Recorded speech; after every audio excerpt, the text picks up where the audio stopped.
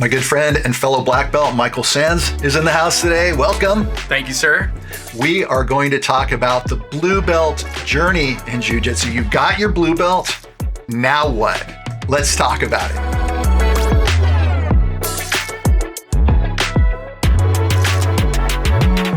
As always, I'm Rick Ellis, and also if you're an over 40 practitioner and you'd like to train with me, I encourage you to come out to Old Grappler Summit, Halloween weekend down here in San Diego. Just go to oldgrapplersummit.com to get all the info. So I think the blue belt is probably the most interesting belt in jiu-jitsu because that's the belt where you have to transform yourself from being an advanced beginner when you first get your blue belt to being a solid intermediate level purple belt on the cusp of the advanced game. So there's a lot that happens during that blue belt journey, right? Oh yeah, for sure. And number one, it's like kind of like the first milestone, right? First major milestone. First major milestone in the belt system, right? And you're kind of like, now you might even be helping the white belts a little bit, and I've seen that. And blue belts that want to share?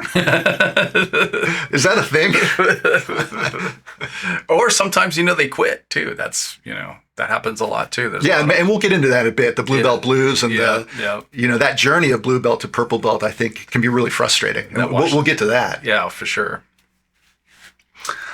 How to look at the blue belt period as an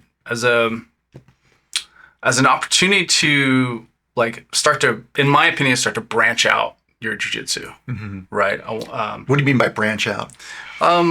Like now you're comfortable on the mat. I mean, I'm assuming that you got your blue belt. The average is like 2 years. So, now you're comfortable on the mat. You're comfortable in your academy. You're comfortable like rolling with different people. One thing you could do is make more friends by visiting other academies, So getting other technical infusion from other sources, because your instructor, as good as he might be or she, they don't know everything. Right. And they also have maybe like certain games that are just theirs, right? That they teach more of. And it's nice to branch out and see different games and, even learn from them. Mm-hmm. So that's one thing you could do as a blue belt for sure. I see that kind of emphasis on branching out and doing stuff. I see that more in the kind of maybe mid blue belt to purple phase, because I think to me, the early stage blue belt, there's still a lot of holes in your game. There's still some big stuff that you need to get under your belt. Mm-hmm. But then once you get to about mid blue belt, the focus, I think, changes to one of, okay, I know enough. How can I become more effective with the things that I know so that I can get to the next level? And then you start going deeper. You start thinking about your game more deeply, looking for the gaps in your game, things that you need to fill to get to the next level, and then maybe seeking out some other resources. I think that can be good. Absolutely. I think privates help. You mentioned about diving deep into your game. I do think that it does start to really resonate, very particular sweeps that you hit. Right. What kind of guard you play that you're really comfortable with, that you can always fall back on while you're, trying these other things, during sparring, you fall back into, quote unquote, your game. So I think that happens. Yeah. That's a good journey too, right there. Yeah, I think it's just a wide journey. You have to go from the early stage blue belt where everything's kind of an individual technique. You try something, it fails, you sort of reset. Try something, it fails, and you reset. Whereas at purple belt, I think you're starting to tap into combinations of techniques, sequences of techniques a little better, and also being able to ride people's momentum and get to that next position. And okay, that technique didn't succeed 100%, but you don't have to reset back to nothing. Now you're in a slightly different position. So you start, connecting your game a lot more. And that's a good observation as well. Just as if I'm a blue belt in the gym, maybe I am looking to what the purple belts are doing. Yeah. And just kind of I can see you can start to lay more of a path for yourself. Mm-hmm. And that's a really good observation about the purple belts, because you're you're just starting to develop your game. Maybe you're doing this. as a blue belt, now you're able to compete in IBJJF, right, as a blue belt. So that's another opportunity to expand your game as well. Yeah, I would put that more in the category of you're going to test yourself. You're going to see sort of where you're at. And of course, you'll learn some things through competition, of course. For sure. But yeah, that journey of blue to purple, I think it's so mysterious for a lot of blue belts. And I think that's kind of pivoting into the blue belt blues and people quitting at blue belt. I think that sometimes that purple belt seems so far away. You can ride the momentum from white belt to blue belt pretty easily because it's not that far away. But then you get your blue belt and you're like, man, how do you even get to purple belt? Yeah, I mean, and then all of a sudden there are higher expectations. When you're a white belt, you're just showing up to train for the fun of it, whatever. I get tapped, I'm just a white belt. But then now I'm a blue belt. Well, wait a second, I got to represent, and you start building these expectations. The journey seems much longer. You've already put in a good chunk of time to get to blue belt, and I think that a lot of people can sort of, start coming to class, and you're feeling like, man, I don't even know if this is for me. Yeah, right? Exactly. I think it is a decision maker, for yourself, where you're like, okay, am I going to do this longer term? Am I going to really like dive into it? I think that's a good point.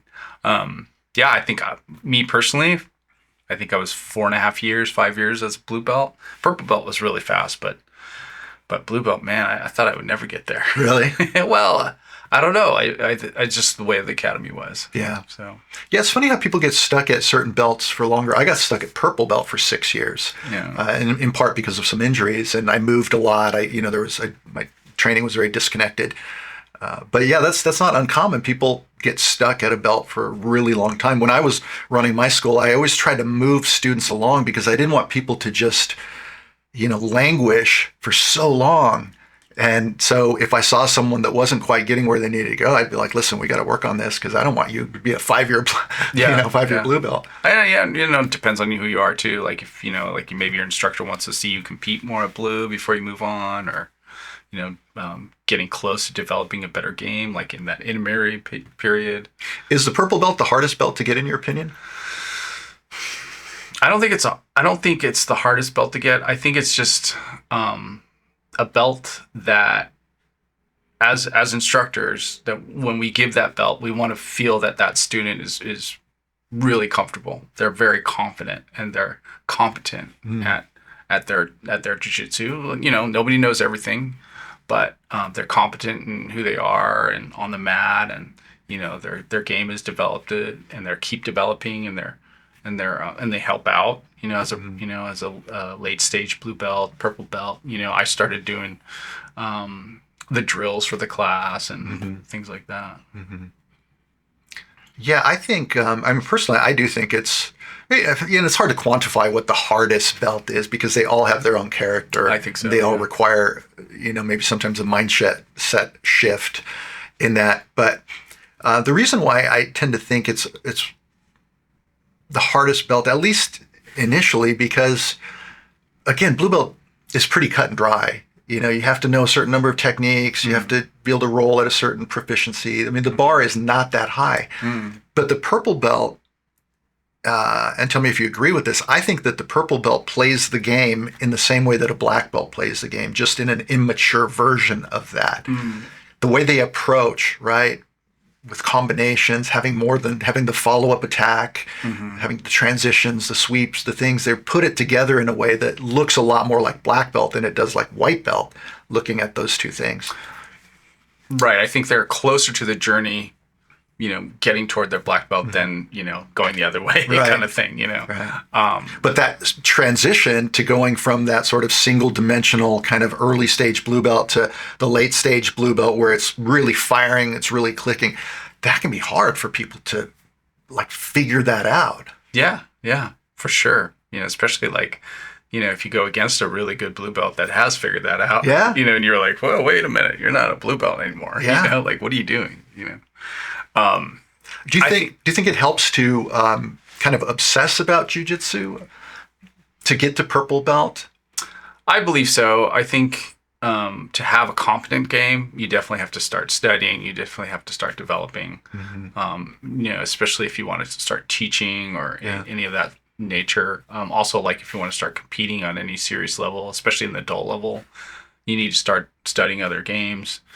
All of that stuff is starting to be way more professional now. Yeah, I think you have to become a student of the art versus just you're a student showing up to train. You're actually, Danaher talks about that at some point, your journey in jiu-jitsu is going to be very self-directed. Your progress is going to be very self-directed. It's less about what the teacher's showing you than it is you investigating what are the problems that I'm having. How can I solve that? How can I improve? How can I this? And it becomes kind of, self-directed. So you have to, be a student of the art at that point. Well, let me ask you this then. How did you solve it for yourself? Like, how did you, get in, like, you've been an instructor, you go to school, we have all this stuff. Like, how did you personally get there as a I came up under Roy Dean, and one of the thing about his approach to jiu-jitsu, the expectations were always pretty clear as far as what you needed to do to get to that next level. There's always a sense that you kind of knew where you're at because he was very good at communicating those things. In a lot of schools, it's mysterious. You're like, I have no idea. Am I even getting close at all? Like that communication isn't open. So for me, I felt like there was a lot of that direct communication. And because Roy and I became really good friends, we were always talking about jiu-jitsu. And some of these conversations, I was an early blue belt, and I was having them with him. So I'm probably not a good person to ask about that because I always felt like I was unlocking it with the help of Roy Dean. Yeah, but fair is that you kind of made when you invested yourself, you kind of also invested into the friendship. You kind of started really similar to me when I was training under Fernando. He's also not only is my instructor, but he's also a friend. And I think that those conversations as a friend and then as your instructor and then... So Fernando Yamasaki, for those that don't know, he's is he Olympic judoka, right? Well, he was a national Brazilian team wrestler, right? Yeah. He's an Olympic level judoka, right? There's a long story there. He didn't really make the team for different reasons. Yeah, but he was at that level. He's at that level. And then, and he's a 7th degree black belt. Yeah, so he's a stud. Yeah, currently. Anyway, and he's a great friend of mine. Great guy. And his brother's Mario Yamasaki. Yeah, the ex-UFC ref. UFC ref, yeah. And similar to you, having a friendship with your instructor and diving into jiu-jitsu and being able to be on the mat and dive deeper into techniques, be the uke for privates, really chasing opportunities to sort of I don't know, I guess explore the art, And that's an interesting point. I've noticed that the students that are really dedicated, that train a lot all the time, a lot of times the instructors, they invest more into those students because they see the enthusiasm, they see that they're there all the time, and they'll start maybe cultivating a little bit closer relationship with them. I think for a lot of instructors, random people are signing up and, you don't want to invest emotionally too much in them until they've been around a while because there's a real revolving door at white belt. People come for 2 months and then you never see them again. And so I think, for those of you that are blue belts that are wanting to maybe get some deeper insights from your coach, maybe the way to approach that is to just be the exemplary student that you're getting attention because you're doing all the right things on the mat. You're the right kind of training partner. You're asking questions. You're showing interest in the thing he's teaching. Maybe pull the coach aside after the technical training and say, listen, that was really cool. What do you think about this? And ask a question and begin cultivating that. Because I think it's helpful to at least maybe thwart the blue belt blues, which I think a lot of times at blue belt too, you feel alone, in this thing. You don't have the support maybe that you need. Well, I mean, I was having the other day at Open Mat, I was having that conversation with the blue belt that was having the blue belt blues. In fact, actually, and he was just like, after he got totally destroyed, he was like, "Oh man, what am I doing wrong? Like, what am I doing wrong?" Yeah. And some of it was a lot of it was technique, and a lot of it was just like, But at that moment, it's like, well, I can see him struggling, Yeah. and But that's an interesting framing. He said, what am I doing wrong? Not tell me all the things that I'm doing right. Because in jiu-jitsu, we're really aware of the failure. We're not always paying attention to when we do well, right? Yeah. And then we leave the dojo feeling bad about ourselves. Absolutely, yeah. So, and again, there's a lesson there. If you're a blue belt, stop framing it as, what did I do wrong today? Well, of course, if you have failure, you have to figure that out, right? That's part of, solving those problems, of course. I'm not saying don't ever look at the failure, but don't fixate on the failure, because it's a two-sided coin. There's success on the other side of that coin, and you need to, focus on that. I would just push for that, for sure. But, that open mat, I only remember losing one match. That's the only thing I'm taking home right there. It's like, oh, my loss. Right. But yeah, definitely push toward some of the techniques that worked. That passing technique worked. Maybe I could, adjust that. I think, you're right. I think that all of that helps for sure. Yeah, ultimately, jiu-jitsu is just this endless series of problems that never ends. It never ends. You've got issues in your game that you're working out. I have issues in my game I'm working out. Plenty of issues. It never goes away. And I think that sometimes early in the journey as a blue belt, these things feel magnified. You're like, it's not coming together. It's not working. And you just don't have the wisdom and the perspective of someone that's been doing it for 10, 15, 20 years to say, you know what, dude, it's always going to be like that. It's always going to be an endless series of problems. And that's a beautiful thing, because we're battling against each other, and we're, it's... I think if you just know that you're going to have issues, and you know that you're going to be constantly working on everything, and you know that all of it's there, then I think you can just be comfortable in that. Mm-hmm. And, whereas this one blue belt I was talking to on Saturday, he was pretty distraught. Really? Yeah. But, I think he'll get over it. But just, in the moment, you could see he was just like, Yeah, those emotional. Yeah. Those emotional. He's like, I just want to quit. But no, man, just keep going. Just keep going. And it teaches resilience. It teaches all of that. Breaking through barriers. It teaches all the great life lessons. I've said it before in lots of videos here on this channel, that jiu-jitsu is a microcosm of life. It teaches you all the lessons from life in this compressed, sort of visceral format. Yeah. And in the moment, we might be feeling some emotionality about it, but ultimately, it's all good medicine for you, right? Absolutely. Bad day, go to jiu-jitsu. Good day, go to jiu-jitsu. You'll be better for it, for sure. All right. So did we solve it? You got your blue belt? I hope so. I hope this gives everybody encouragement to keep going, keep training. Keep training, go deeper into the techniques that constitute your game. The journey of jiu-jitsu, I think from about purple belt and beyond, is mostly one of refinement and filling gaps. For sure. I think more than adding all this, constantly looking for big stuff to add. It's more about identifying. I discovered some leg lock tweak the other day that I was like, oh man, this fits perfectly in the things that I'm doing. And it's like those little epiphanies that you're looking for. But early stage blue belt, you're still not quite at that place yet. Mm-hmm. But as you get to purple belt, you're going to find, I think, that you're going to look at your game differently and realize that, okay, there's some good stuff here. Moving forward, it's just about getting better at those things and then filling in the little gaps to be well-rounded. Yeah, I totally agree. Mm-hmm. Everything you said, I think the biggest thing that I could say about blue belt is just keep pushing forward. Keep pushing forward. Yeah. Okay. Welcome to the game. Welcome to the game of jiu-jitsu. It's a lifelong pursuit.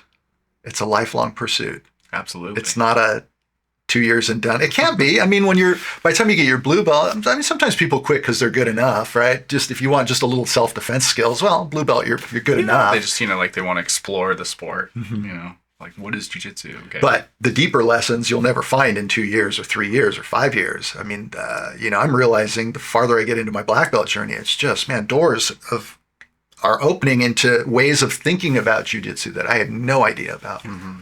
Oh, for sure. Mm-hmm. For sure. So stay on the journey, my friends. Stay strong. Keep training. Keep training. Don't get too down if you don't do well. Remember that there's always good things that you do. And if you compare yourself to the old you, that's ultimately the best. So, all right, brother, appreciate it. And Take care, guys.